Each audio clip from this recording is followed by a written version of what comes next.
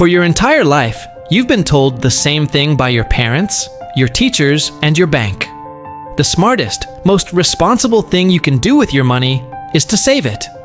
Put it in a savings account, be disciplined, and watch it grow. But what if that advice isn't just outdated? What if it's a trap? What if I told you that your savings account, the symbol of financial security, is actually a system designed to make you poorer every single day? That might sound crazy, but in this video, I'm going to prove it to you. First, I'll expose the harsh truth about why your savings account is a scam. Then, I'm going to give you 3 powerful, beginner-friendly alternatives where you can put your money to not only protect it, but to actually build real, lasting wealth. Stay with me, because the third option is the one the truly wealthy have used for generations. Alright, let's pull back the curtain on the scam. It has 2 parts, and the first one is a silent thief that visits you every single night. It's called inflation. Think of your money like an ice cube. When you put it in a savings account, you're essentially leaving that ice cube out on the counter. The bank might add a tiny drop of water to it every year. That's your interest. But inflation is like a heat lamp constantly pointed at it, melting it away. Let's use real numbers. As of late 2025, a typical savings account might pay you a measly 0.5% interest, but the average rate of inflation is closer to 3.5%. So if you have $10,000 in your account, after 1 year, the bank gives you $50 in interest. That's the silent theft. But where does the scam part come in? It's what the bank does with your money while it's melting. They don't just let it sit there. They take your $10,000 and lend it out to someone else for a car loan at 8% interest, or a mortgage at 7%, or on a credit card at 25%. They make a fortune, hundreds or thousands of dollars, using your money, and then they toss you the equivalent of pocket lint as a thank you. They get rich with your money while you get poorer. That, my friends, is the scam. So if the savings account is a trap, where do you put your money? Let's break down 3 levels of financial empowerment. Alternative number 1, the essential upgrade, the high-yield savings account. The first step is the easiest and safest.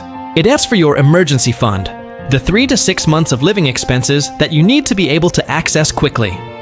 Instead of a traditional bank, you move this money to a high-yield savings account. These are typically offered by online banks that don't have the overhead of physical branches. Because their costs are lower, they pass the savings on to you in the form of much higher interest rates. Instead of 0.5%, and HISA can offer you 4.5% or even more. Let's run the numbers on your $10,000 again. At 4.5% interest, you'd earn $450 in a year. When inflation is at 3.5%, you don't just stop the melting, you actually come out ahead. Your money is safe, it's accessible, and it's finally fighting back against inflation. It's the absolute bare minimum you should accept for your cash. Alternative number 2, the growth engine, the S&P 500 index fund. Now, an HISA is great for protecting your money, but it will rarely make you wealthy.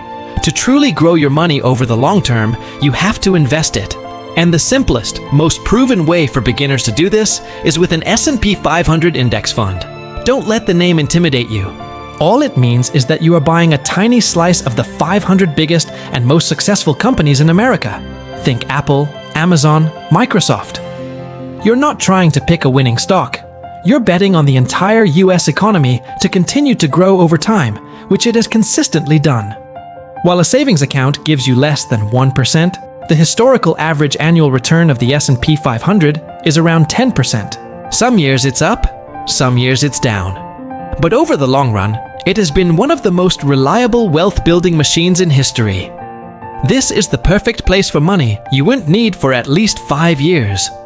Like your retirement savings or other long-term goals.